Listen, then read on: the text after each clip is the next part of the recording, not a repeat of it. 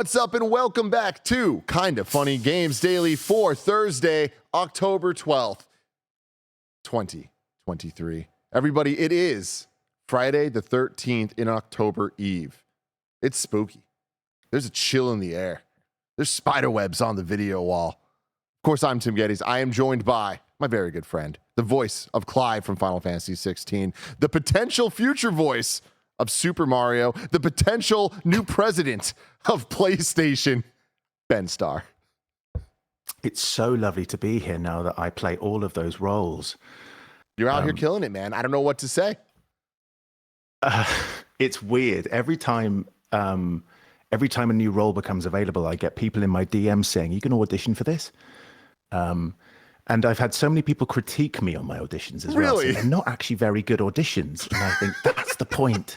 The point is that they're not good auditions. Dude, we were just talking about this right before we went live. I love how much fun you're having out here. Obviously, Final Fantasy 16, major success, came out. I freaking loved it. I've talked to you about that a whole bunch. But I love even more just seeing you on Twitter, just having fun posting these goofy videos. How are you feeling about all that? I love it.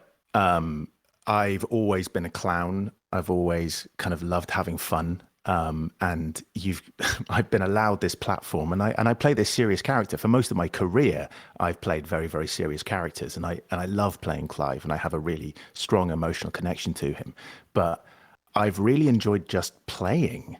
And, I said to you, we love playing video games, and the internet is kind of like that, right? It's like me standing on a little stage and doing bits. And if people like it, they say, do more, do this. And I'm just like, yeah, let's do it. Let's just be silly and have some fun. And I come from this, I am a person who consumes this type of media in this way. So I'm just doing the stuff that I would love to see. And everyone's been great. They know I'm not being serious. And it's been such a treat. So thank you to everyone that's joined in my really stupid games.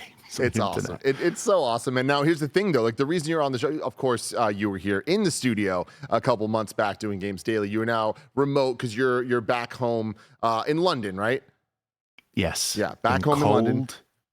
Autumnal London. Yeah. It's been wild weather-wise over here. It's been simultaneously in 1 week, like the hottest week we've ever had in San Francisco, and then also just like torrential downpours out of nowhere for like 5 minutes. It makes no freaking sense. Like, the world is ending, and it's a very sad thing. But a very exciting thing is the reason that you are here today, of course, to hang out with me and talk about video games, but also to talk about your new projects you got going on. You want to talk about that a little bit? I do, yeah.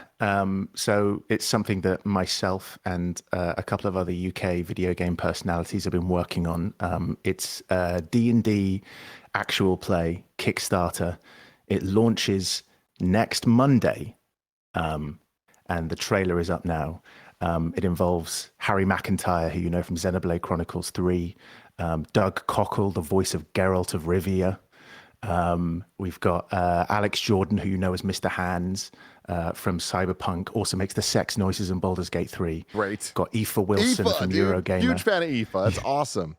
Aoife and Holly Bennett as well, who's a great friend and from PlayStation Access now, works at various places across the video game world. They are amazing people, and we've kind of bandied together to create this entirely new world.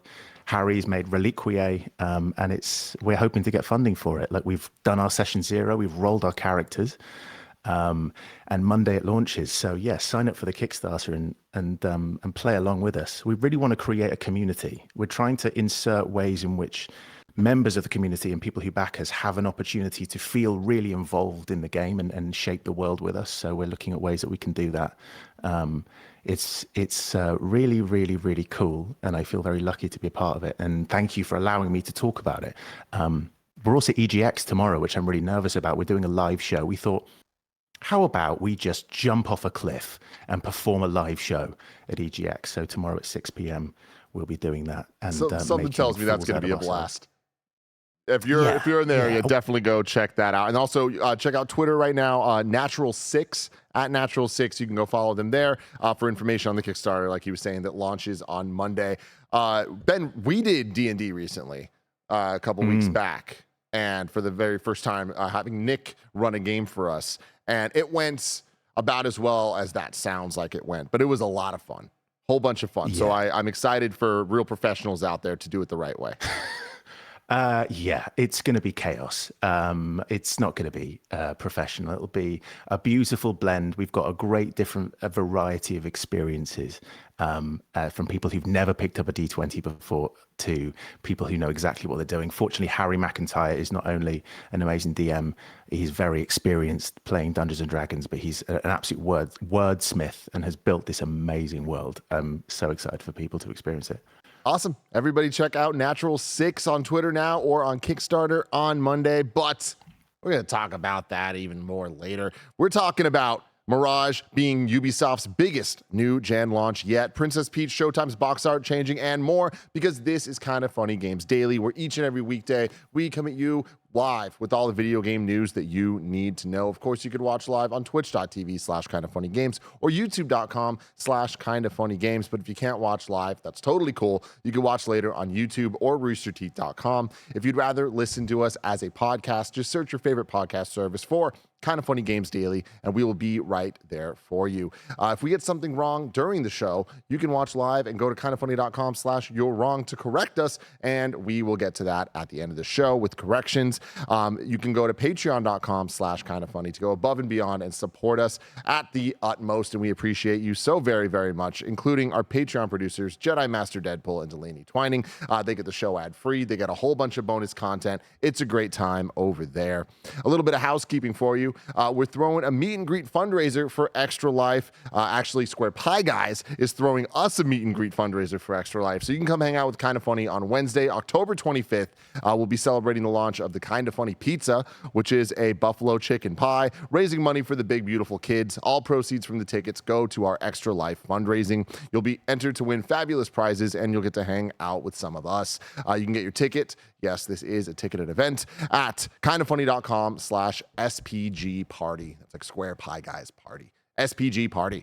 A new Kinda Funny Xcast is up right now, asking the question, when will Call of Duty come to Game Pass? Very relevant question right now. And today we're brought to you by DraftKings Sportsbook, but I'll tell you all about that later. First off, shout out to Gary Whitta. I saw people saying he looks like Daniel Craig's James Bond, and I'll give it to him. he said it on the show, and he's got the vibe. He's got the sunglasses because he forgot to bring his regular glasses in again. And there's just something about the collared shirt. Just how it opens. The collar specifically gives off the vibe. Yeah. I think he could get away with it. I really do. Like, I have seen worse kind of like Elvis impersonators get away with it. Do you know what I mean? Like, exactly. He's got it. In a bar, on a really dingy bar on like a Friday night, I've seen people be like, "I'm Tom Jones," and I'm thinking, "You're not Tom Jones," because that is a bit Daniel Craig. just a bit. All the right bits, Gary. But for now, let's begin with what is and forever will be the Roper Report. It's time for some news. We have 6 stories today.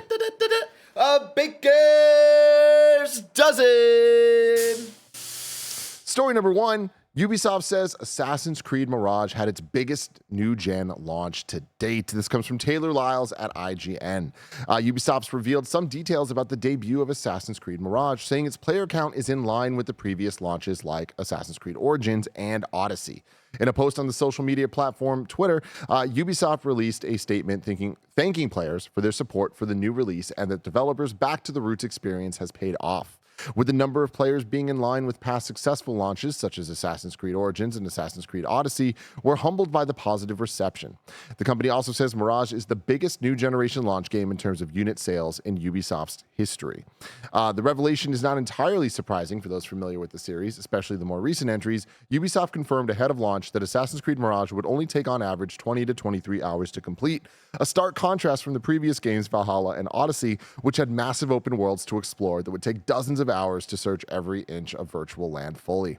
Ubisoft also shared some community-focused statistics recorded in Assassin's Creed Mirage's first week, including a 1.2 million street cats being pet, and it's fitting that they've pointed this out, given players recently discovered that some of the street cats in the game have markings resembling the Assassin's Creed logo on their nose. Have you seen this? It's adorable. What, petting a street cat? The cats in the game, like they have like the Assassin's Creed logo like on their face. It's great. It's great. Yeah. I also want to say that's a pretty amazing thing. Petting a street cat. I've tried to do it before in my life. 1.2 million street cats. They're not very fast street cats. Players also spent 479 collective years parkouring the rooftops of Baghdad and taking 60 million leaps of faith. Yeah, thank you, Barrett, for bringing up the cat with the logo on its face. It's just great. And yeah, they drop items when pet. It's fun stuff. I love that the like, can you pet the dog has just become such a thing where it's just like, it's an expected feature of every game that you can pet the animals. Yeah, there was a trophy in Final Fantasy 16 for it. Like, it matters to people. Yeah. Like, if there are animals, I want to be able to pet them. It's just, and it's it's a gaming failure if you can't. But I think when it comes to this, congratulations to the game. It's a success for them. It's what they wanted. It's in line with expectations. Assassin's Creed keeps on selling. I mean, dude, go for it. No, I think that we are. I'm always surprised in this where they say that it's a short game. I think maybe it shows how inflated those games became, that 25 hours is short and people are saying that it's too short. Like 25 hours for me is a decent length game. That's going to take quite a while. And certainly if you've got a day job, 25 hours is a lot of game to play. And I've been intrigued by that kind of discourse of saying it's a disappointment, it's a smaller thing. But I think it shows how massive those games came. And I hope that this, refocuses them and allows them to think going forward, because, this was DLC, going forward, what Assassin's Creed can become, and them trying to figure out what they want the identity to be for the next 10 years. Yeah, man. I mean, like you said, congrats to them. This is great. I feel like this was an experiment that is clearly paying off. And it's something that, Barrett was really excited for and reviewed it and really liked it a lot. Barrett, would you say that like this being let me ask you this, is the 20 to 23 hours, does that feel right to you for this game? And on top of that, how is that in line compared to the duration of some of the more classic games that this was in the style of? Yeah, so I finished the story, I think, in like 19 hours and 45 minutes. So, and that was with like doing some of the extra collecting stuff and just like the, not open world activity, but just like the side stuff, right?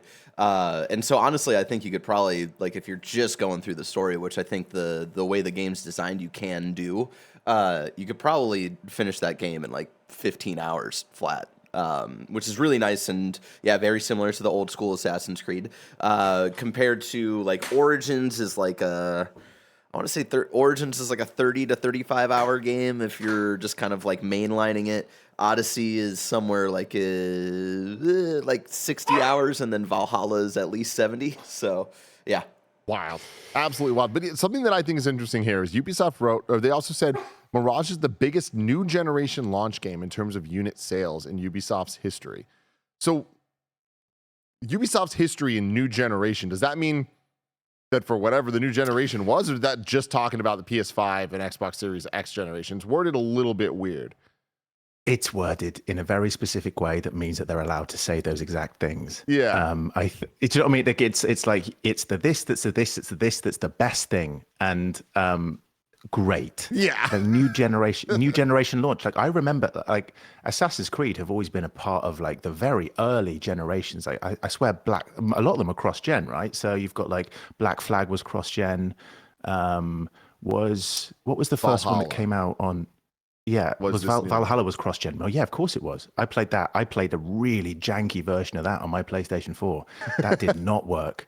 That was a game that was janky as hell, and I put 170 hours into that video game.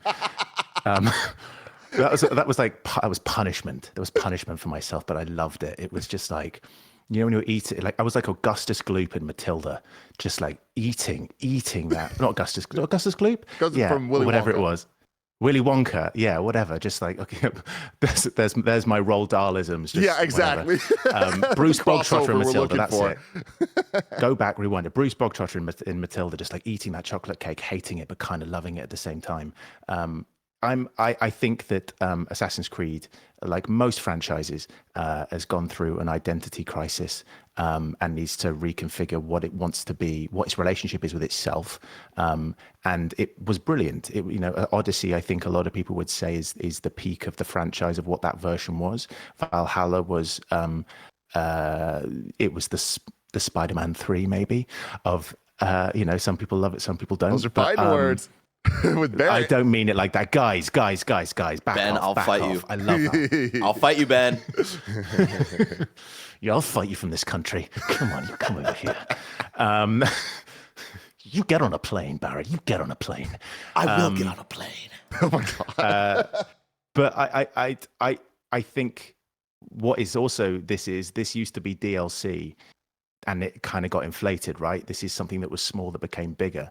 And I think Assassin's Creed, it's nice that they're going back to it's a soft reboot, isn't it? Like we're going back to Altair. You start and you look. It's so the homage to the original games are all there. It's just like old days. Come on, guys, come back in. That's been part of the promotional material, and it does. Working. I mean, like that's the thing is like they're talking. I'm sure they have to like use some funny wording here, but it's just like at the end of the day, like it's selling very well. And it's a little cheaper too than like the full price titles, right, Barrett? That's a great question. Yeah, I'm pretty sure that it. How much did you pay for it, Barrett? I was given a review code by Ubisoft, so I have no idea. But I can do some research for you. Yeah, I love that. I just like assume quid. that you're just like, yeah, it is cheaper. It's $50. People are saying in the chat there. So yeah, that kind of adds up and makes sense. And yeah, I think it's exciting that it's doing well for them. Ubisoft definitely needs the wins in any way. You were talking about the identity of Assassin's Creed. I feel like even the identity of Ubisoft.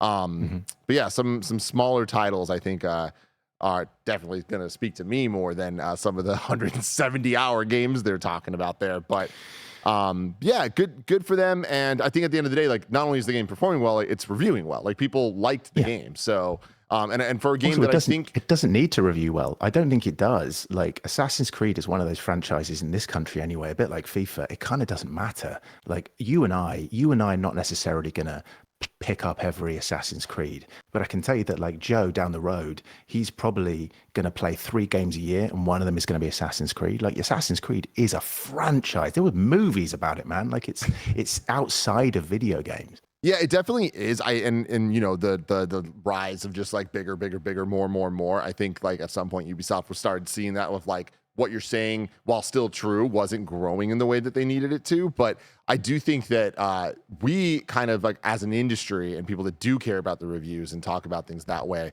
I think over the last year talking about this game, it kind of always felt like, oh yeah, that thing's happening too. Like it's for the people it's for. We'll see what it actually, like if it does anything, and it's working. It reviewed well and it's selling well. So it's like, I just congrats to them for pulling this one off.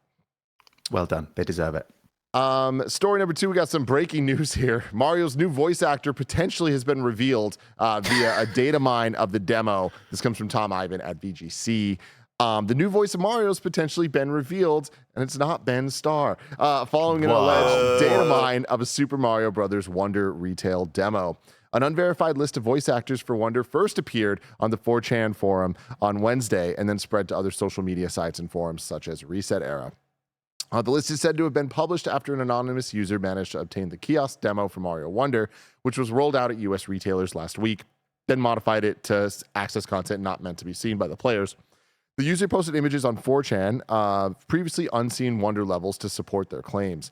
Nintendo announced this summer that Charles Martinet, who has voiced Mario for over 25 years, would be stepping down from the role, but still hasn't announced who's replacing him. The alleged voice actor list could point to Martinet's replacement, however, since it does not include credited characters. Some analysis is required.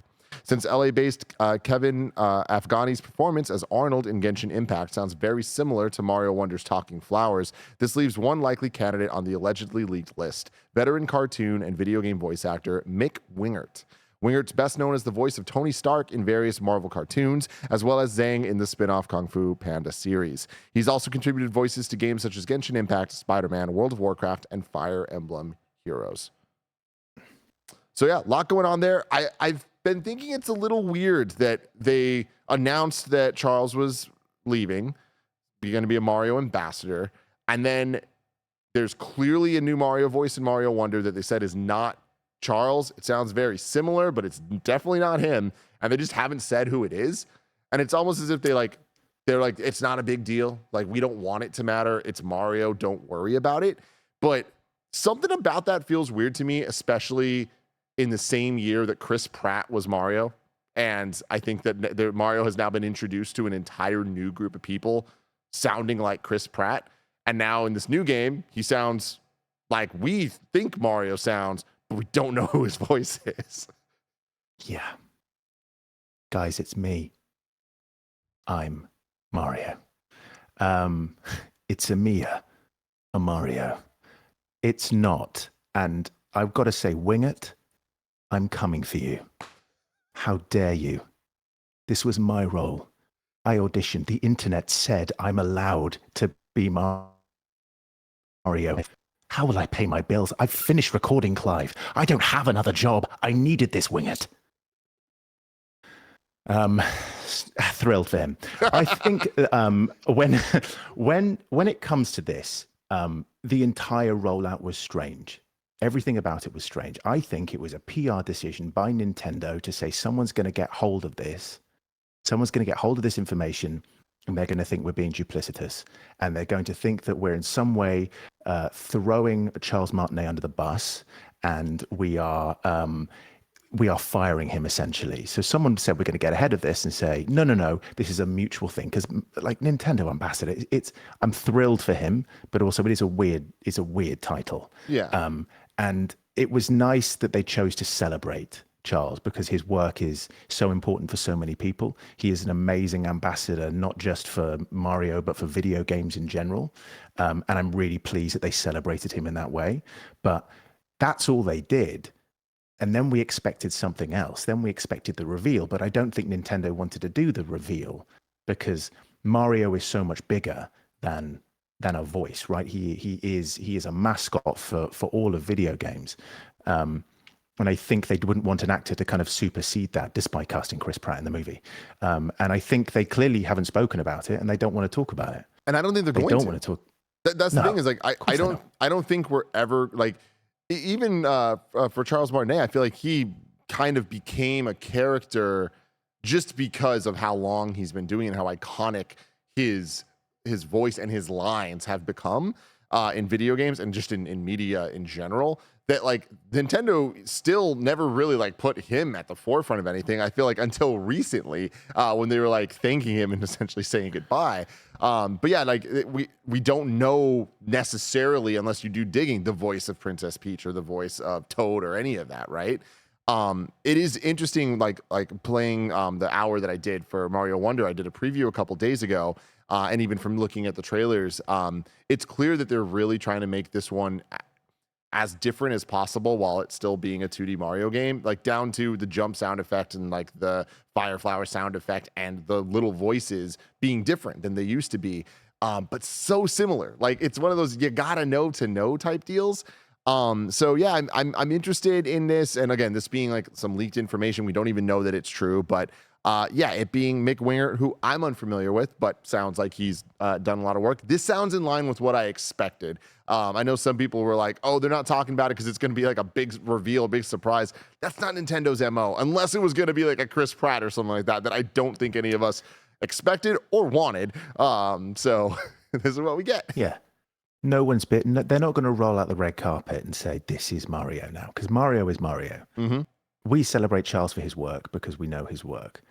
Like, they're not going to say, congratulations. It's not like the new Doctor, the new Doctor in Doctor Who or the new James Bond. It's like Mario is it. We don't need to have another high-profile voice actor do it. And maybe, they don't want to they don't want to announce the new voice of Mario because there'll be loads of people that can do it in the future. Yeah, potentially. Honestly, I wouldn't be surprised if going forward, it sounds like Charles will no longer be the voice of Mario in future games. He could still be in one or two of them or whatever that looks like, but I wouldn't be surprised if Mario's voice is different game to game, and like if whatever game we get after Wonder is not even going to be Mick here. It could be somebody different because like they're trying to like potentially create like what you're saying. Mario is a character more than a like a singular thing. Like Mario is a doctor. Mario's a lawyer. He's never been a lawyer, but he could be a lawyer. Mario's a kart racer. He's a tennis player. He does so many different things. He smashes his bros. Yeah. He does a lot of things. He smashes his bros. Yeah, move on. Story number two. No. Let's stay exact. Tim, don't move on. No. Tim, you started this. Story number two. Princess Peach's Showtime's box art has been updated. This comes from Ryan Dinsdale at IGN. Nintendo's updated the Princess Peach Showtime box art to look a bit more like the Super Mario Brothers movie version of the character. Spotted by No Context Super Mario on Twitter, the upcoming Nintendo Switch game's key art's been updated to make Peach look a little less gleeful. The bizarre change is barely noticeable unless fans are actually looking for it, but it does affect both the traditional looking Peach in the art alongside Kung Fu Peach, who also gets a more determined update. Naturally, it's already a cause of confusion and the butt of a few jokes online, and a whole bunch of other things. This is one of those weird things that's like definitely not a news story unless you make it a news story, but like it is a thing that happened. Oftentimes pre-release art will change and like the focus of like what's big and small will be updated. But yeah, I do think it's kind of interesting that you look at these and clearly the original looks more like the in line with the Peach that we've known for the last 15 or so years. And then the updated one does look a little bit more expressive in the way that her movie form looked, that I actually think is the right take for a new franchise like this that is trying to tap into a simultaneously same audience that Switch normally has, but also a different audience of potential younger kids that watch the movie and have like fallen in love with this Peach character, and allowing her to be more than what she has been in the past, which is essentially somebody that like giggles and then will say Mario, and like that's pretty much it. But we saw in the movie like everything we're seeing in this picture here of the swashbuckling and the kung fu and the baking and like the versatility of Peach, I think that's more in line with the Peach we saw in the film. It's the Peach you want to play. And when you have a franchise that breaks out, not that it needed breaking out, but breaks out in the way that it did in have I frozen? I feel like I've frozen. You are. It's okay. I feel like I'm frozen on. Hold on. We have disconnected. Hold on. Oh, it's on our side. Yeah, it's on our side. That's funny because like the floating image worked. We can see his reflection on the table was moving still. Yeah, it was really weird. One computer disconnected and the other one's fine. So YouTube will just have to wait a second here. But yeah, keep talking. We're still recording. We keep talking. Okay, great. Oh, yeah. Amazing, great. Yeah. When you have a franchise that breaks out into the mainstream as Mario did this year in more than it ever was the most mainstream thing ever, but it proved its point. When you're doing over $1 billion at the international box office and you have Peach at front and center, you're going to want to kind of capitalize on that. And so I think tweaking the face a little bit to make a kid on the street, they're going to walk past, or they're going to see an advert on the internet, or they're going to see something in their local store and they're going to say, oh, that's Peach from the film, I want to buy that. It's a marketing thing. Yeah. I recognize her from the film. I'm going to buy it. They want to sell copies of this. They want to build a franchise on something that you already know, which is the Peach that I saw on the big screen, along with all of my friends 10 times, that made over $1 billion. It makes sense. Yeah, it totally does. And I'm so excited for this game too. Like it was kind of like a funny joke when it was like the untitled Peach game or whatever, but then seeing more of it at the last Nintendo Direct, I'm like, this is great. This is what I want to see from a Peach game. It seems very that Nintendo magic, a lot of focus on set pieces and the kind of like fun, almost Luigi's Mansion style of every single level has a completely different vibe to it. And I feel like that fits the character that we've seen. And I love where we're at with the end of the Switch's life cycle, where they're just getting weird and they're just like, what do we got left? Let's just try some shit. So this has the potential to turn into a franchise that I think could be really cool and fit alongside a lot of the other Mario spin-offs that have come out. That, spin-off for most franchises totally means, hey, okay, there's this game, maybe it works, maybe it doesn't, and it kind of dies there. With Mario, a spin-off becomes a core pillar of the Nintendo pantheon of releases. Yeah. So I could see this one either being a one-off or turning into a Luigi's Mansion type series that we're not going to get one every year, but over time, like I can see them following up on this just based on the 2 minutes we've seen of it so far. If this game is a failure, it will still sell 10 million copies. It's on the Nintendo so Switch. Real, you know what I mean? Right? Yeah. It's going to sell. I don't know what way to say. Like games, this game could be the worst game ever and it will still sell that amount of money. Yeah. It won't be. It'll be brilliant. And I really hope that it does spawn another franchise because Peach deserves it. And if the movies taught us anything, it's a character that can hold it. And I think, great, come out from Mario's shadow. You've built a brilliant. You've got a great base, and like let's get weird. Let's do a cool Peach game. Why not? Sell loads of copies. Be excellent. Yes, I hope so. And I have a good feeling about this one. We're going to continue with more stories, but we're going to do that after a brief word from our sponsors.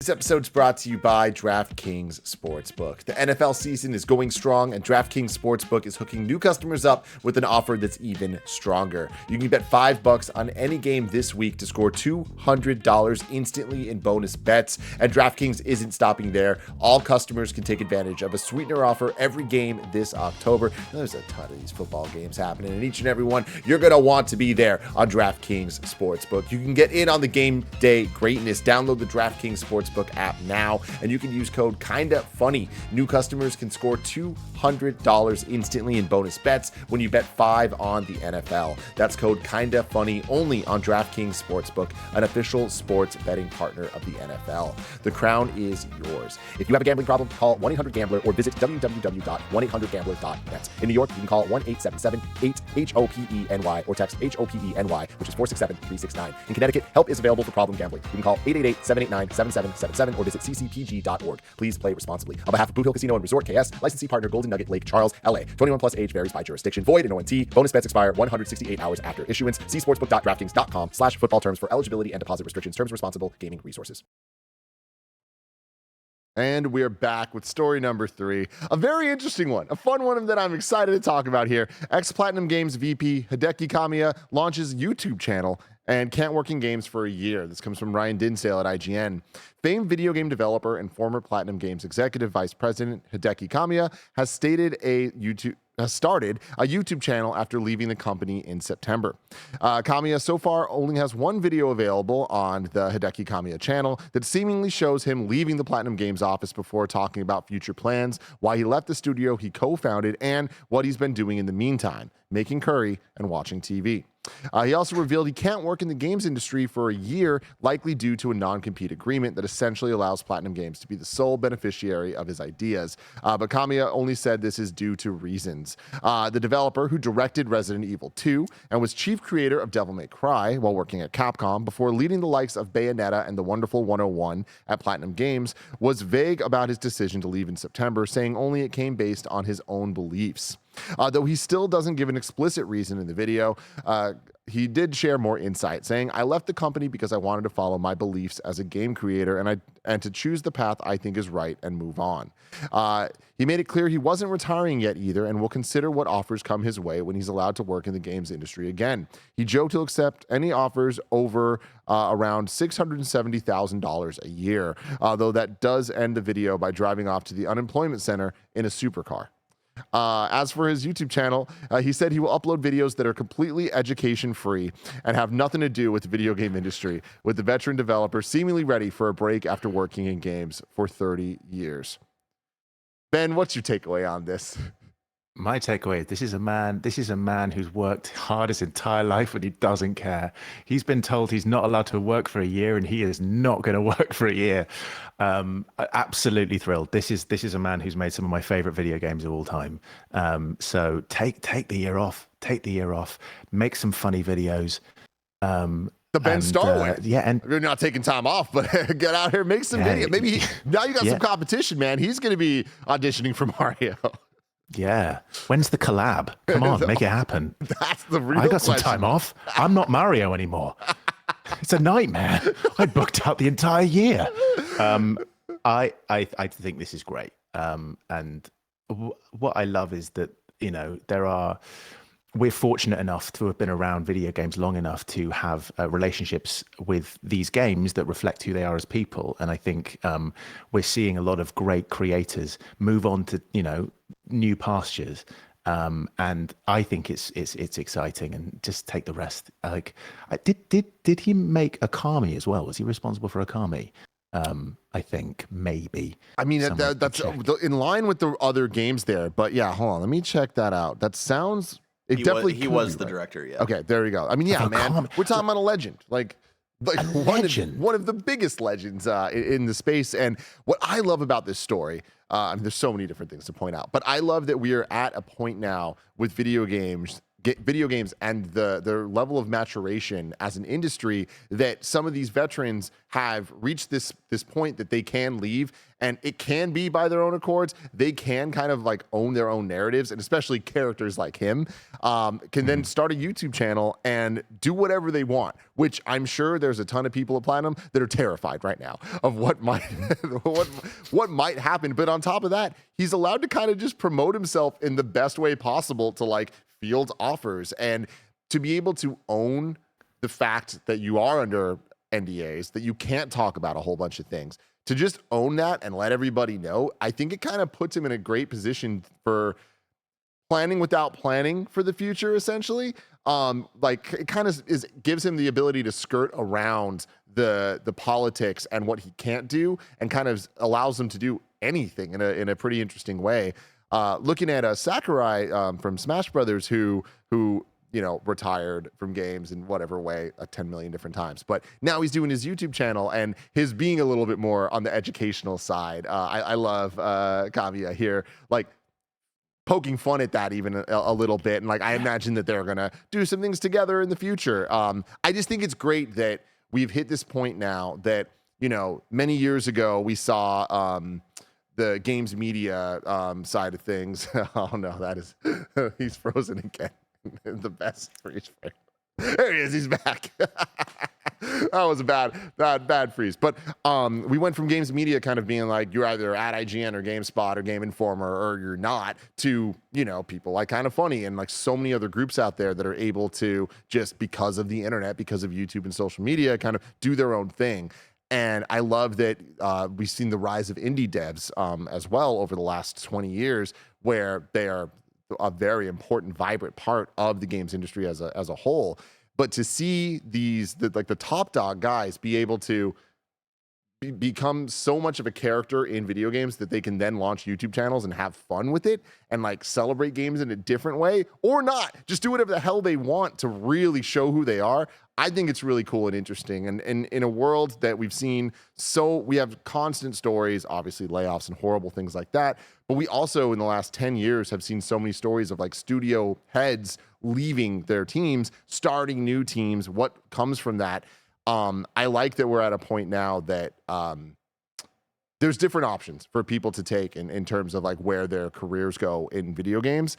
And I'm very interested to see what comes from this YouTube channel and where he ends up in a year, because I think right now the options are limitless, and I think that they're only going to get more and more interesting as the year goes on. Yeah, I agree. I think he is his work speaks for itself, and I think the internet has provided people with just the most amazing opportunity to express themselves and show themselves. Like I think that we've seen it with Sakurai, and people are interested. We've seen it with Hideki Kojima doing his podcast. People want to hear from these people, right? They want to know what they're like. They've played their games. They want to get to know them more as people. And if you do have a year of downtime where you're not allowed to do it, I'm sure it's not in the original contract that he's not allowed to go and do a silly YouTube channel. So why not? I'm really, really pleased that this is fun. And it's just great for fans of video games. Yeah. That they get to have that interaction with their heroes, that they get to experience them in a way that they wouldn't, because we haven't had that culture of videos being pointed at these creators' faces and getting to know them as people. We know their art, but now let's, see how fun they can be. Yeah. Absolutely. Moving on to story number 4, which is a follow-up to story number 3. Shinji Mikami teases return to work after non-compete clause seemingly ends. This comes from Tom Ivan at VGC. Shinji Mikami appears ready to return to game development following the expiration of a non-compete clause. Now that I've broken the spell of non-competition on myself, I guess I should get to work, he tweeted on Thursday. It was confirmed in February that Mikami was leaving Tango Gameworks, the studio behind The Evil Within, Ghostwire Tokyo, and Hi-Fi Rush, which he founded in 2010 before selling it to Bethesda.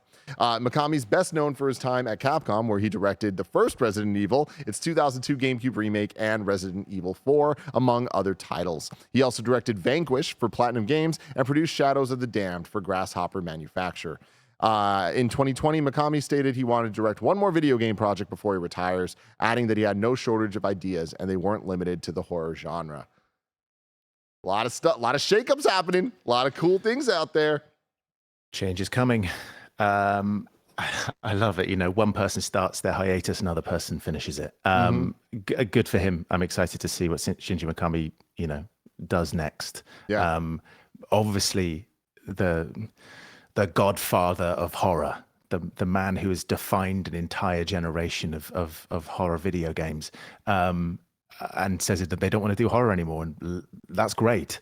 Whatever that man decides they want to put their mind to, I will happily play. Yeah, I mean, we've even seen, like, you know, not necessarily him, but like with Tango in general, like them having Hi-Fi Rush recently, right? Something that it was such a left turn from the horror games that we kind of expect from them, and also it was amazing. It was so awesome. And if you haven't played Hi-Fi Rush, get it now. It's on Game Pass. You should definitely play it. Are you a Hi-Fi Rush guy, Ben? I have not played Hi-Fi Rush, but I've watched a lot of people play Hi-Fi Rush. So good, man. And it's not 23 hours. It's like 8 hours. It's awesome. What a great! I've got to give Xbox props for the way that Microsoft, the way they that Hi-Fi Rush drop was electric. Do you remember the internet that day that Hi-Fi Rush dropped? It was manic. I mean, of course you would.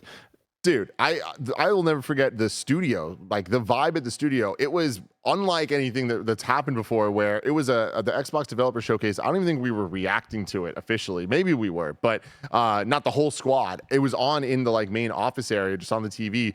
And I just remember like this coming on. Everybody that was working kind of stopped what they were doing and looked at this like, what is this game? Like, this makes no sense. And it was like out today. And it's like, what? How? That was awesome. Yeah. It was discovery. It was a perfect moment of discovery. I know we were talking about Shinji Mikami, but that Hi-Fi Rush moment of people not knowing what this game was going to be, and it was like we were all 6 or 7 again, where we had no idea what the game was going to be, and it was that pure enjoyment of something, experiencing it for the first time without having any prior knowledge of it. There was something so pure and organic about that relationship with that game that people hopefully still have, and I just kind of want to congratulate everyone for. The release of that game was masterful, and I think should go. You know, if we're talking like great video game moments of the year, the release of Hi-Fi Rush has to be up there because it was impeccable. Yeah. But Shinji Mikami, great. Put your mind to it and create something wonderful. And I think that these two stories back to back are so special. Like you look at the lineage of these guys and like the games that we're talking about, whether it's Capcom or Platinum or everything in between there, like the Resident Evil games we're talking about. Like we're just in such a different era of video games where they are so much more in every single way, whether it's more games, more systems, more players, more every single thing. Back in the 90s, when a lot of these games, or even early 2000s, like it was somewhat tenable if you had the funds or means to play every single video game, like or every like main video game that's out there, where that's simply impossible now. Like you cannot do that no matter how hard you try. Even looking at just the way some games are played, where there are just forever games that like you can't finish Fortnite. It just goes on and on and on, or Dota or League or any of those type of things. But we're talking about developers, directors of some of the most iconic classic games from the most iconic classic franchises of all time, that kind of set the groundwork for, I mean, entire genres, right? Like we're talking about survival horror, like these guys in particular in different ways are just so key and so important. And then to see them do different things, whether it's Okami or a Hi-Fi Rush or something like this, it's like the involvement in so many different styles of games. Like, I just think that it's really special that we are lucky enough to be in an industry that there are OGs that are now kind of in a position to have more freedom than they've ever had. Somewhat even for the second time of being like, hey, fresh restart again. What do we do? But these gentlemen, alongside the people who worked with them, I think, you know, no individual makes a video game, but these people have spearheaded not just video games, but video game systems. The way we play video games, they have created those games that define us. So if you think about Devil May Cry, you think about Resident Evil 4 in particular, like the pioneering behind the shoulder, like video games today exist on those systems. Like if you play Final Fantasy 16, the fighting system is designed by Ryota Suzuki, who worked on Devil May Cry 5. It's there are these systems and the ways of playing the game were pioneered by these people. So even though the games they've made might be years old, their legacy lives on. And I think it cannot be understated how important their contribution to the video game industry is. Because we're playing their games every single day that we play games, because they have pioneered that way of us interacting with the games that we love. Absolutely. Moving on to story number 5. We got a Lords of the Fallen review roundup. Currently, it's sitting at a 77 on Metacritic and a 74 on OpenCritic. Travis Northup at IGN gives it an 8 out of 10, saying Lords of the Fallen's a great Souls-like, and it's a killer new idea of swapping between two versions of the world to solve puzzles and slay enemies. And it's an excellent twist to set it apart from the pack. That concept's unfortunately hamstrung by numerous highly annoying technical issues and weak boss fights. Damn, weak boss fights in a Souls-like. Can't be doing that. But awesome explorable areas and fantastic build crafting more than make up for these shortcomings. If, like me, you're a sucker for a quality action RPG, even amid a clear overabundance of them, then this reboot is well worth your time. Wesley LeBlanc at Game Informer gives it a 6 out of 10, saying despite a solid gameplay foundation, stunning world, and unique two-realm mechanic, by the time I reached credits after 48 hours, I was overjoyed to be done. And Ed Nightingale at Eurogamer gives it a 2 out of 5. Missing the elegance of From Software, Lords of the Fallen's let down by Souls-like cliches and performance woes.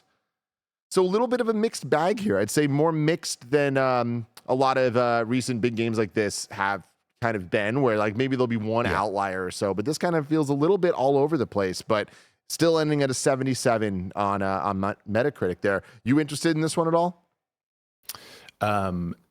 I'm going to say no, but that's not because I wouldn't want to play this type of game. In any other year, yes. But I think there's lots of games that are out this year, including other Souls-likes, which I have yet to have played. But I think that your mileage may vary is probably the overall review of this, isn't it, really? I've heard lots of people say glowing things about this game because it's exactly what they want to play right now. It's a shame, as you pointed out, that the boss fights aren't up to scratch. I think if anything is a Souls-like, you are pushing a boulder up a hill because you're comparing it to some of the best video games ever made. And so you're instantly going to be in deficit. Really, it's, what's one of the most recent Souls games, really? Elden Ring. With the greatest video game of all time. Like, you can't really compare it to that, and you're always going to be, it's less good than the thing that I've enjoyed playing. So Lords of the Fallen was always going to have a problem with that, but it sounds that, if you go to it, I've heard people say it's going to be a fantastic experience. I also give a shout out to Ed and Wesley. I know them both. I think they're wonderful people. Oh, for sure. So they're great. It wasn't Ed's type of game, and that's fine. I think we also need to remember with reviews, they are people's opinions. They are not the law, and you don't have to decide whether you want to play a game if it has a 77 on Metacritic. Play the game if you want to play the game. It doesn't mean it is objectively good or objectively bad. It just means that is an aggregate of people's individual experiences with it. Yeah. And so, if you want to go play Lords of the Fallen, play it. It sounds like it's a fun time. Yeah, but Ben, totally. how am I going to enjoy it if I know there's other people out there who don't enjoy it? I don't know. I don't know what to tell you. It is. I think this year has been unfortunate for people using Metacritic as a way of trying to define their own individual opinions. They need to maybe just, let's not even get into that. I think we are very fortunate. We're fortunate to be in a position where we're in a year where some of the best video games of the past 10 years have come out right next to each other. I think Lords of the Fallen is unfortunate because any other year, I think it would be a game that would be celebrated. And it's just, what's coming out in the next 3 weeks, Spider-Man and Alan Wake 2. What came out in the last 3 weeks? Liza P, another game that, like what you're talking about here, it's like, it is a Souls-like, and it did it right. People are like saying, no, it feels like a Souls-like game. It is in a similar realm as those. And like, those levels of comparison, I feel like, can benefit or hinder you based on how close you get to that experience that people expect. That's a crazy thing, isn't it? I find, and I don't know what it is, but Souls games, so the Dark Souls, the three Dark Souls games, they have, we call them Souls likes. It's an amazing. I really do think that they have pioneered something that is really remarkable, because Lies of P is essentially Bloodborne, right? It's Bloodborne but Pinocchio, and it's always going to be in direct comparison to that, and it's a bold move to make a game that is blatantly paying homage to this PlayStation 4 classic. Some might say the best PlayStation 4 game, and say like, we're going to make that game because they're not going to make another one, and do it so successfully. I think is kind of unheard of. I think Lies of P is probably the first game to really successfully do it to a level where people are going, this actually might be as good as these games. I mean, it's definitely one of the few. I can't think of any off the top of my head right now that aren't from. Yeah. Yeah, it is. You bringing up the Souls like just as a concept, it is pretty wild, because we'll have things that are like genre likes that we use a lot, but is there any example that we can think of that isn't Souls-like or Metroidvania that are like, the way we talk about games are just using other games directly like that? Like, not genres, not like consoles it's on or whatever, but just specifically Souls-like. We know what that means. Metroidvania, we know what that means. Isn't roguelike like a game? That's the thing that I'm always a little confused about. I think Rogue is a game. Okay, Rogue is a game, and then those, but like those three examples, right? Like it's just wild that like they really kind of people saying Doom clone, which I think we're like but that's not the same. A bit, but it's like I think Souls like it's so strange that because they defined a way of playing video games, and when we play them, you can't get away from it. Like, the Star Wars game is both a Metroidvania and a Souls. You're right.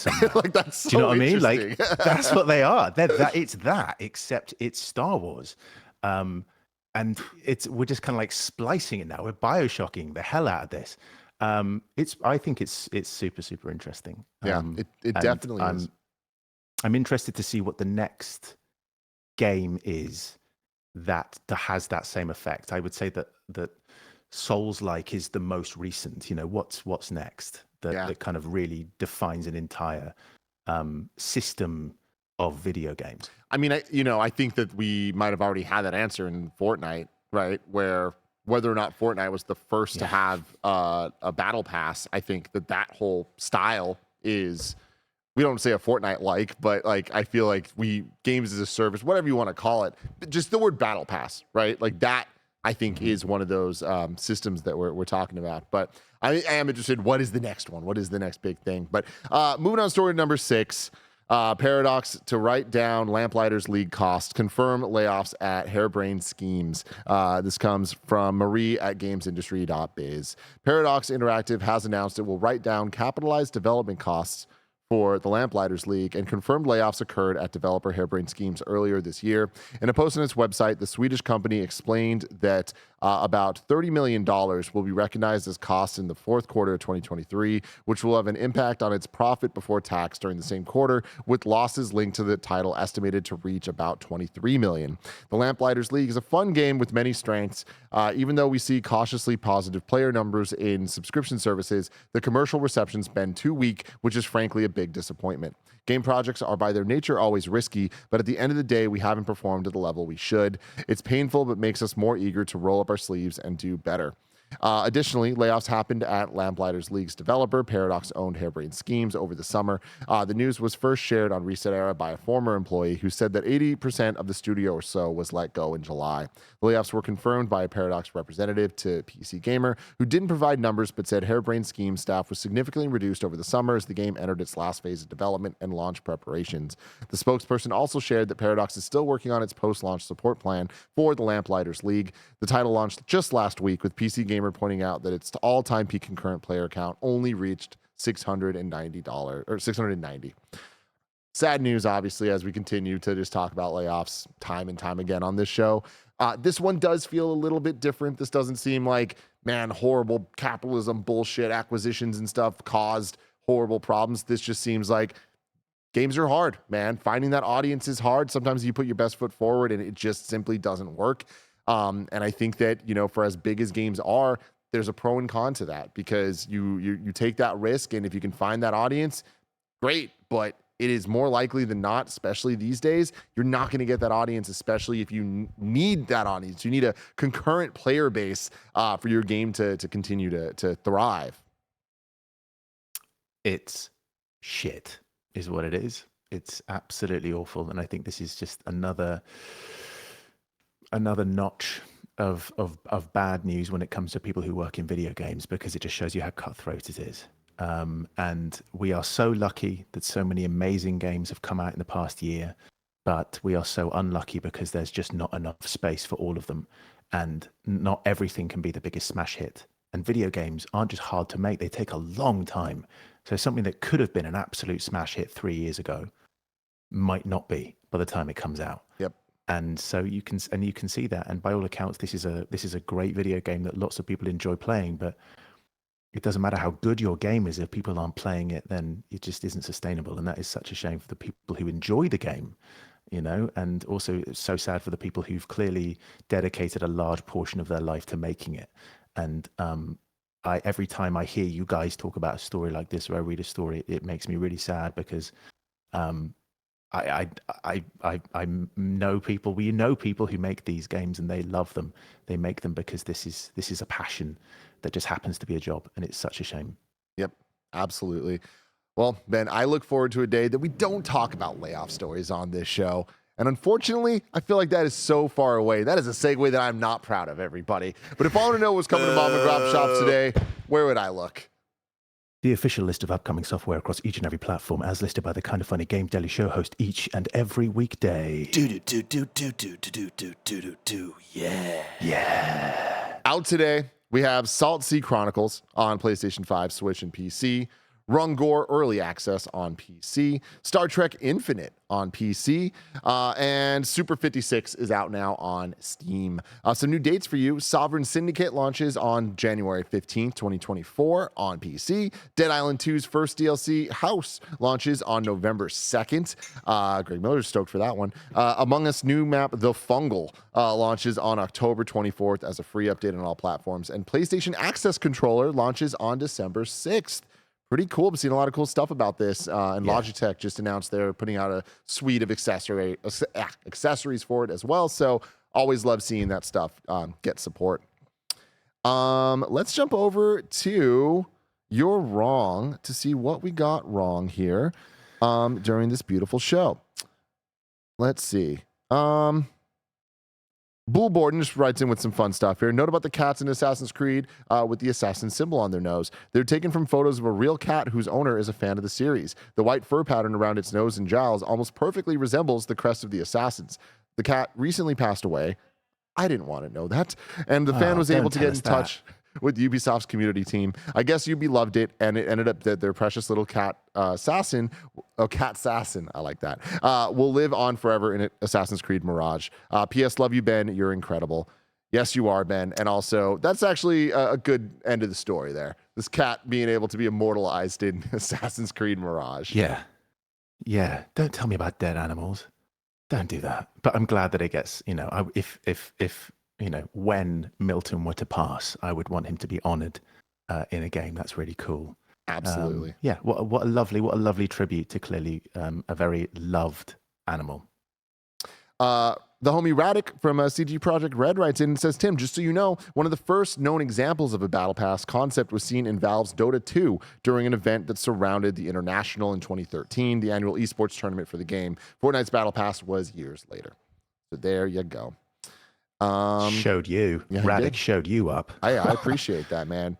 Radic writes in, I know we're about to get some real shit, But yeah, that's all we got wrong because we are beautiful human beings.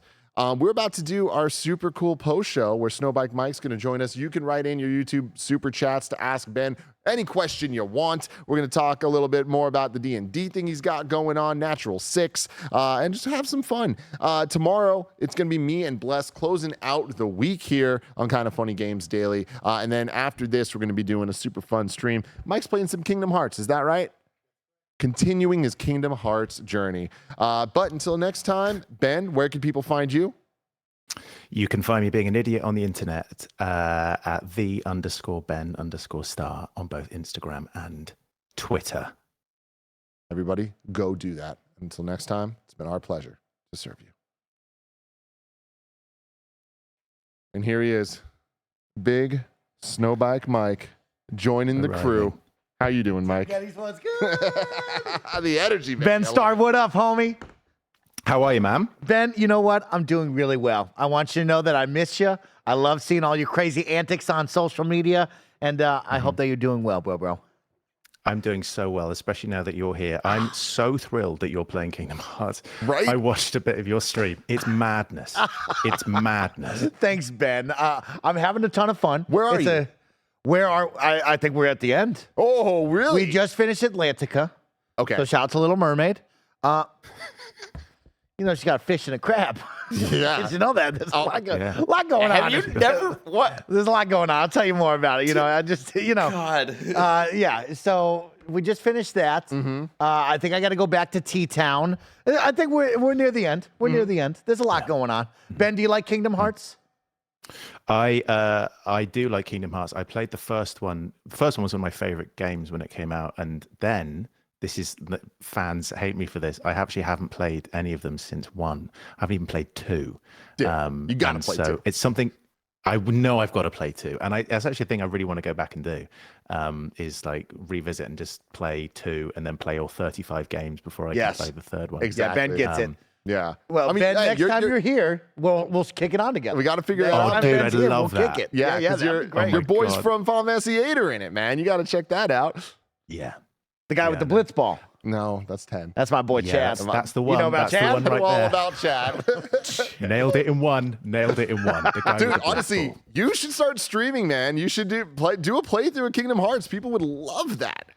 They would. I don't have the bandwidth literally in my head to be able to stream. I see everyone streaming, and I'm like, I don't know how you have the time. I don't even have the time to just look at my phone, let alone stream stuff. I don't have time for this. Like, I bet Stop he's texting busy. me. He's a busy man. Ben, let's talk about it. Tell me about this D&D experience, because of course we just did a D&D experience. I know that you were talking about your stuff. I want to know. Fill me in. What's going on? I need to know. So it's going to be a fun little thing. We're launching a Kickstarter on Monday. Because we want people to give us money to do it, because it's going to cost us lots, but we want to make it. It's me, it's 5 other personalities. It's me, Geralt of Rivia himself, Doug Cockle, who just sound like, it's weird playing D&D with Doug, because it's just like, hello there. I mean, I can't even do his voice. He's just so deep. I don't know. I'm doing him a disservice.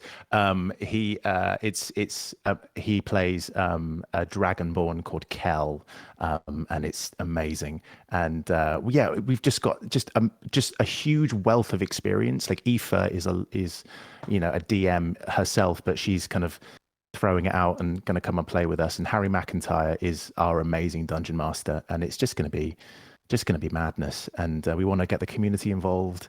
So we've got a really cool tier where people who, come in at the highest tier have the opportunity to insert their character from their home game literally kind of into the game itself.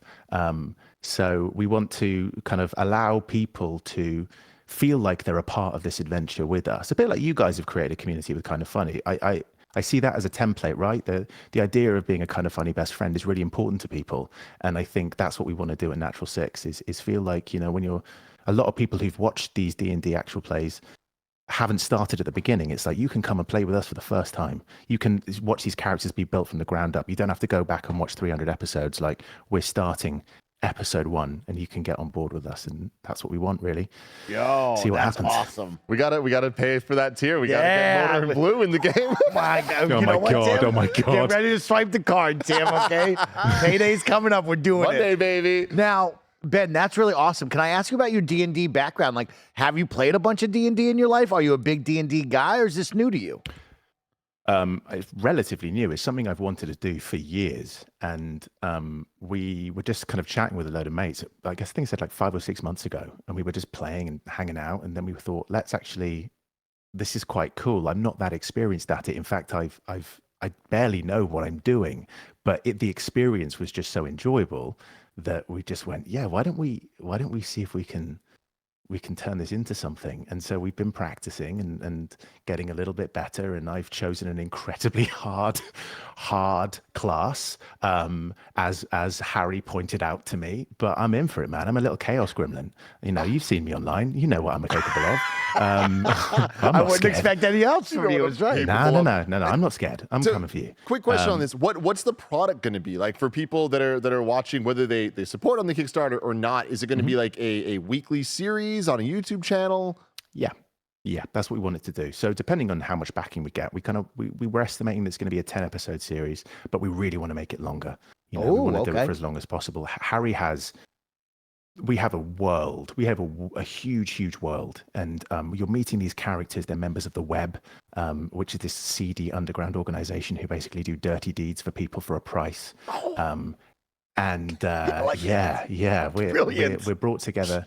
It's cool. It's cool. I'm really excited, we want it to be more than 10 episodes, but that's what we've kind of said. At the bare minimum, we want to give you that, and then hopefully we can build from there. We're not expecting it to be this overnight sensation. Like I said, we want to build a community that care and people that want to join us on this journey, and we want to be able to have that relationship with fans that you guys have with your fans, and I think that's what I'm interested in, because that's what I get so much out of from being a part of the Final Fantasy community and how amazing they've been. I just think, well, let's do that with, let's combine the Final Fantasy community, let's combine with the Xenoblade community, with the Witcher community, with the Cyberpunk community. Let's go. So yeah, it's going to be a big old loving. Sounds fun. This is awesome, Ben. I can't wait for the Kickstarter start on Monday. See where we go Monday, from there. yeah. You can sign up now. So if you go onto the Kickstarter page, you can just sign up to be notified, because some of the tiers are limited because of the factors we can't have everyone. So if you want to get in early, they might go quite quickly. So click on the Kickstarter to be notified. There it is. I'm super now. excited for this one, because I mean, us doing the D&D thing recently, we and just like got off of it. Getting into the world a little bit. Like, I've been snooping around YouTube trying to like see if there's like any D&D shows for me to watch, because I want to get a better idea of like what people are doing out there, how it's actually supposed to be done. And it's daunting. Like, look at it, like even like some of the shorter kind of like little things. I know Sage, our friend, was promoting her pirate themed one, saying there was a much smaller project. So I want to check that out too. But I'm excited for this, like being a brand new, from day one, being able to watch. I'm excited to check it out. Yeah, awesome. And like Holly Bennett, who is an absolute powerhouse in this, she's never played D&D before at all. And so it's almost like with some of us, we're learning to play as well as we go. Like, we've got the confidence, I'm going to kick down a door and throw some spells around, and they're going to do absolutely nothing. And I'm going to learn through those mistakes. And I think that allows people who do find D&D daunting to be like, well, learn it with us, Yeah, let's make these mistakes together and throw the wrong die. It's going to be fun. But Harry knows exactly what he's doing, and he's so good at kind of allowing us to make mistakes and then playing with us and allowing that to be a continual part of the story. It's not like, oh, that doesn't work. He really kind of weaves it into the narrative as a whole. So it's really fun. That's great. Yeah, you got to have someone like that. Nick did a good job with us doing that. Yeah. Ben, Tim, let's jump into the super chats, because we got so many super chats and resubs coming in to talk with you two incredible show hosts today. Let's go with Joshy G with the $5 super chat that says, Clive has become one of my favorite Final Fantasy characters. Your performance was brilliant, Ben. Tim, FF16 spoiler cast. When? Dude, time. I want to do it, man. We really got to do it.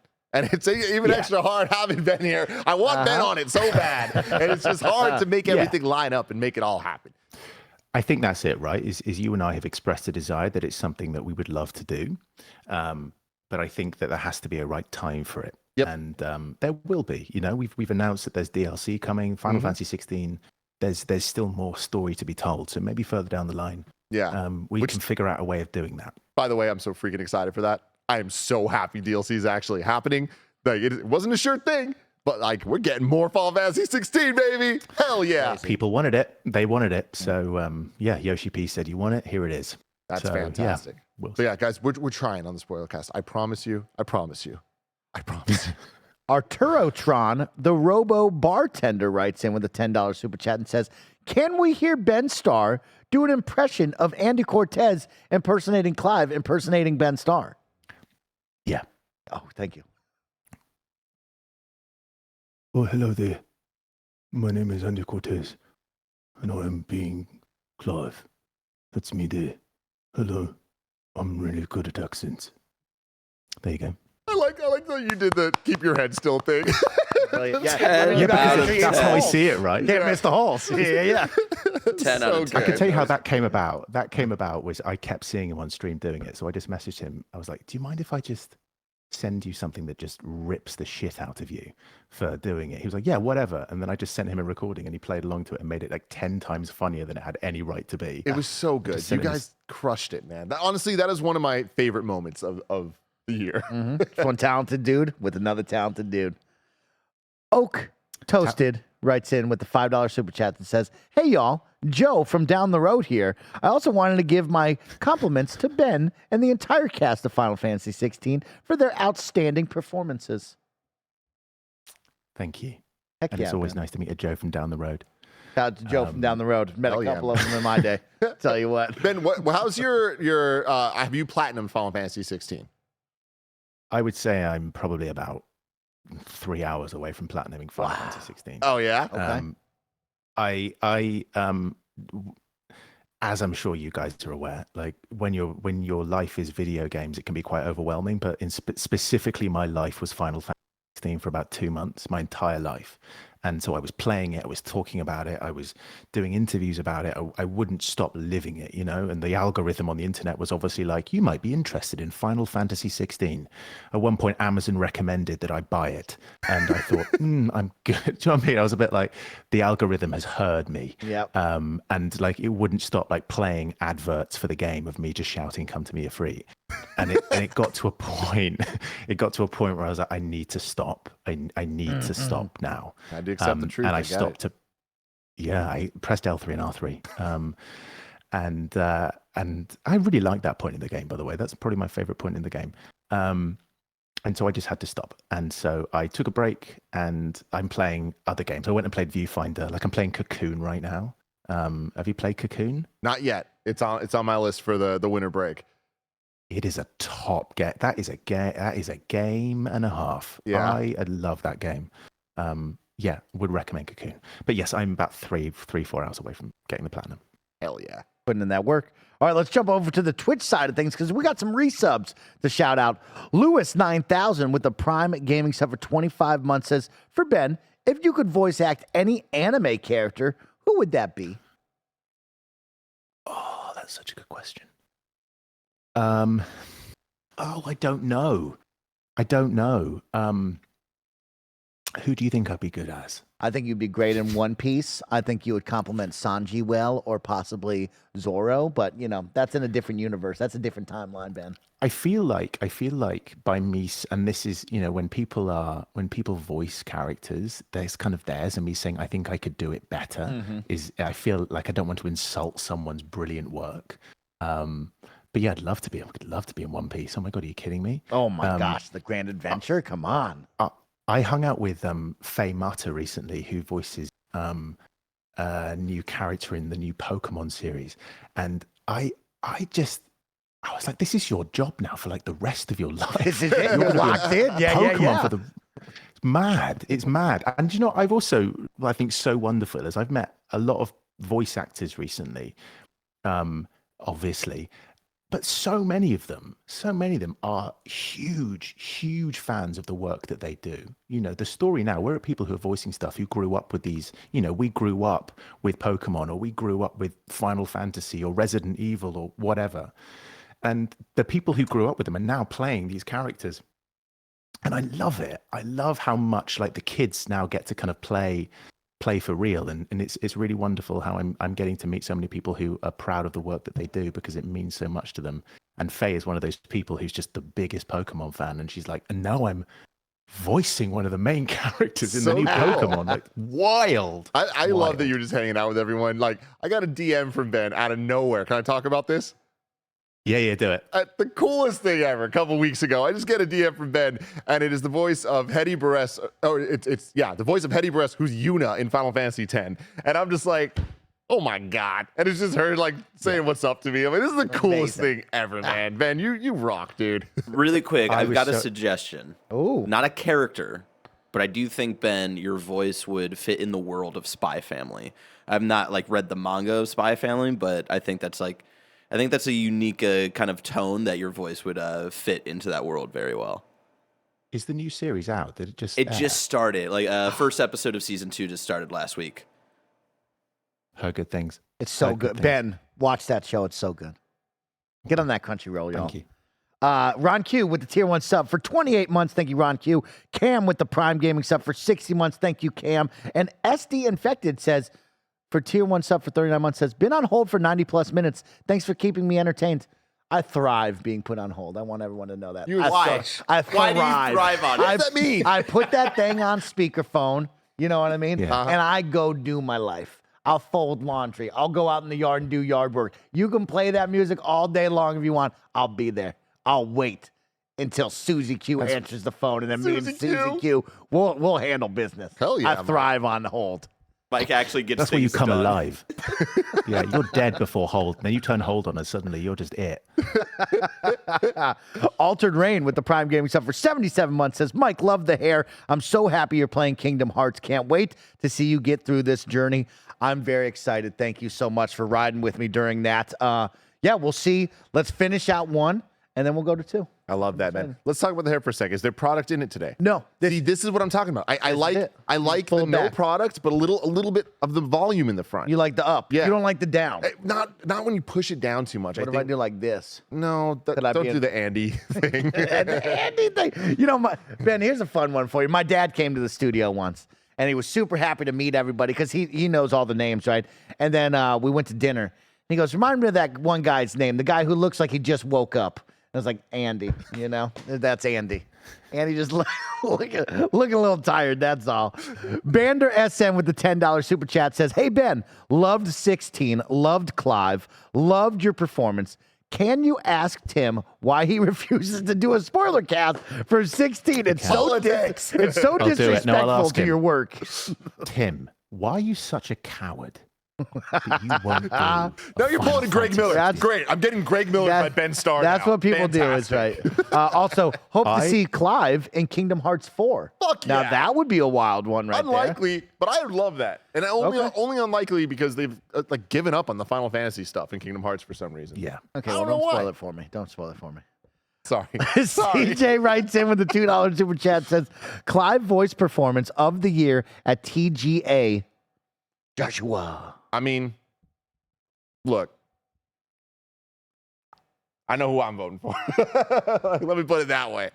How does really that? wanna Can I s- I ask do some wanna say questions? this, Can I ask though. some behind the curtain questions that I don't know? Mm-hmm. Just like, is Ben invited to that right now? Does Ben know personally he's going? Because like people vote for the top 6, let's say. So like, what happens in Ben Starr's situation right now?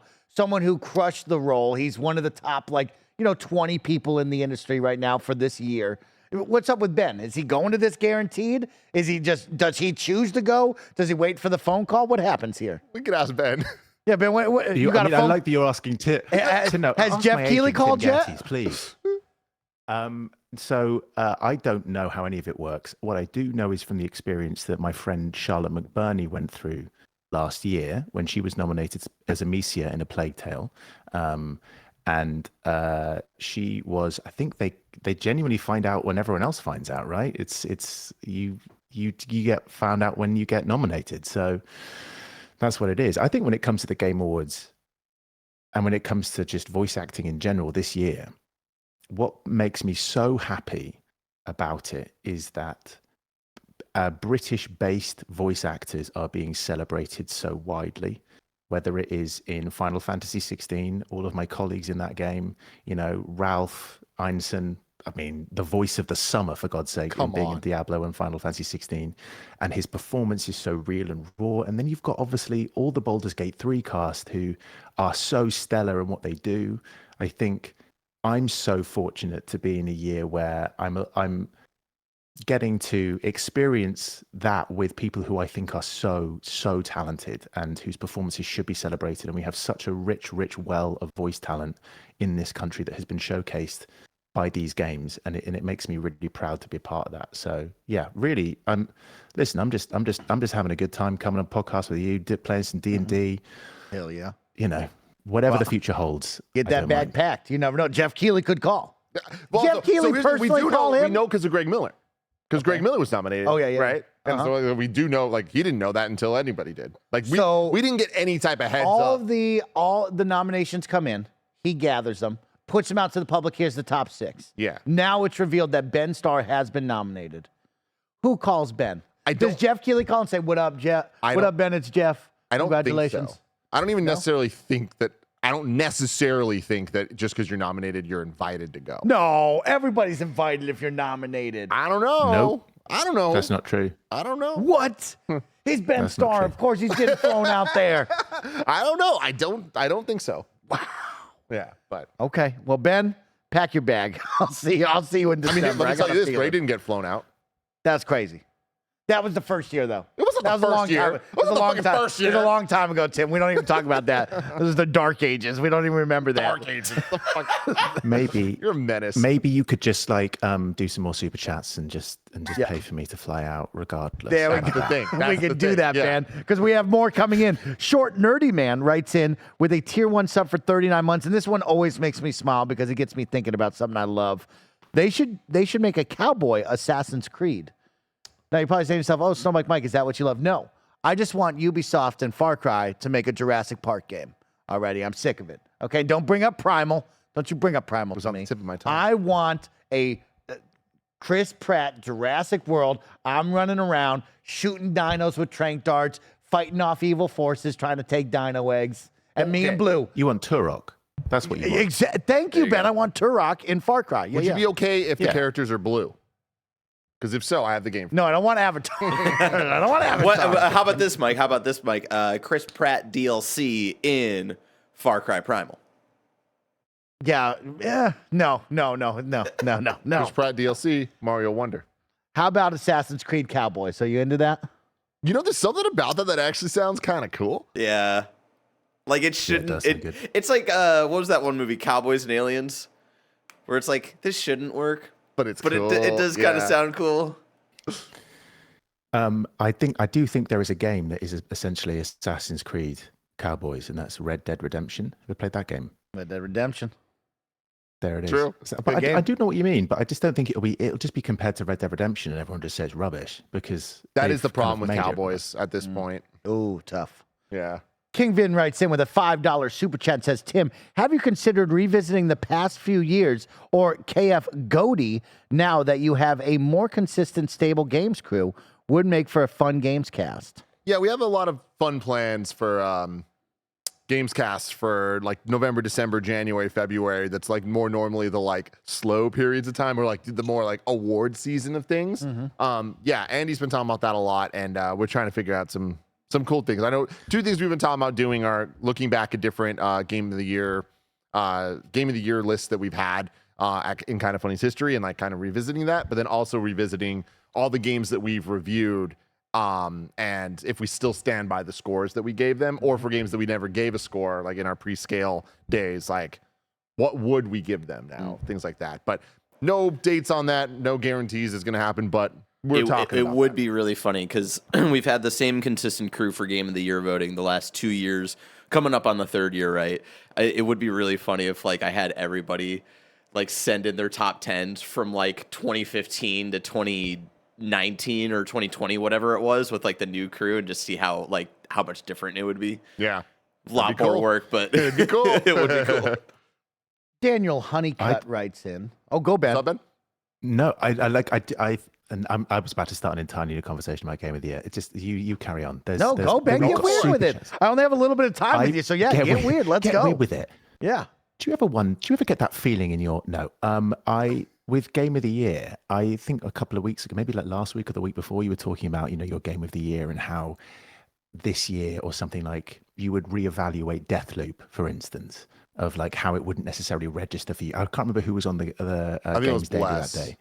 Yeah, and then you would, and I think it's that idea of what a game meant to you at the time and what it means to you now is very interesting, because it's about your shifting relationship with video games based on your experiences with other video games. Again, it's a really interesting concept that I would love to see you guys explore, because it isn't really about, you can't list that one game is better than the other. That's a stupid thing to do, but we choose to do it because we want to know. But it's about how much that game meant to you. I think that the year where you guys voted Final Fantasy VII as your game of the year, or Ratchet and Clank as your game of the year, it's very interesting to see where the crew was at. It's like a moment in time of what you guys were enjoying and where we were in the world at the time. I would love to see it. I think it would be really interesting. Yeah, definitely. Let's round it out because I only have a couple more minutes with the both of you. Daniel Honeycutt writes in, for the first time with a $10 super chat donation. As an industry vet, overhiring and a huge budget are the primary culprit. Studios are constantly in a must-sell 100 million mode. You actually don't need 200 people to make a high-quality game. Yep. A little veteran knowledge right there coming at you. Yeah, Now I want to celebrate Overly Jammy, who has super chatted 10 times. Thank you. Kind of funny. That's awesome. Thank you, Overly Jammy. Hey, Ben, are you going to be at FanFest next Maybe. Oh, I love that. Oh, intrigue. Okay. That's an answer I didn't expect. I expected a yes. I won't be or there. a I no. won't be there in any official capacity. No. Oh, I won't okay. be There we in go. any sort of like official capacity. But I might be there to support Koji, or something like that. I might pop by. I'm quite busy, but I'm not. Don't read that as in like Ben's turning up, something's going to happen. No. They wouldn't let me anywhere near that stage. I'm a liability to that franchise. No, it would be nice to go. It'd be nice to go. So if you see me around, say hi. But I haven't decided yet whether I'm free or not. But I might be hanging around. Yeah. Okay. Guitar Hero Arrow writes in and says, Assassin's Creed superfan here. My dream game is a medieval game set during the Wars of the Roses. If our Assassin's Knight was voiced by Ben, a dream. I'd love that. Thank you. Hey, Make now. that and let me do that, please. Thank you. Our final one of the day, Toby Blue, with a Prime Gaming subscription for 79 months. Thank you, Toby Blue. I pressed L3 and R3 to accept the truth that Clive is actually a cool name. Okay, cool. I was like, I don't know what you're about to say. Mike's had a bad habit of fucking reading shit. I was like, do not spoil anything, my friend. It's a cool name. I saw it as a cool name. Ben's performance Good thing made he him. didn't see the YouTube chat at the very beginning. He'd just been reading off some shit there. Yeah. It's a cool name. Yeah. Clive. Great character.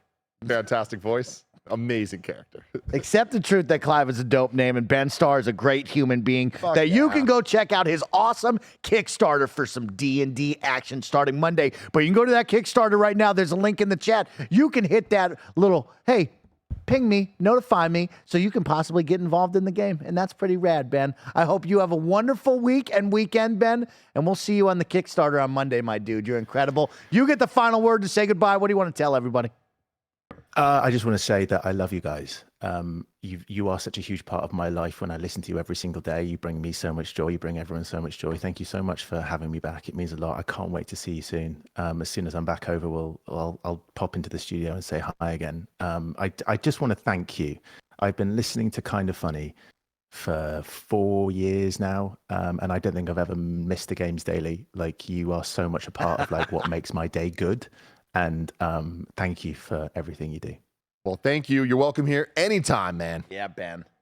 With that, It's time to say goodbye. If you're watching live on Twitch, I'm going into the lab to play Kingdom Hearts. If you're on YouTube, there will be a brand new link up shortly that you can go click on and join the fun. Say goodbye to Ben in the comments, and we'll see you back here tomorrow. Bye-bye.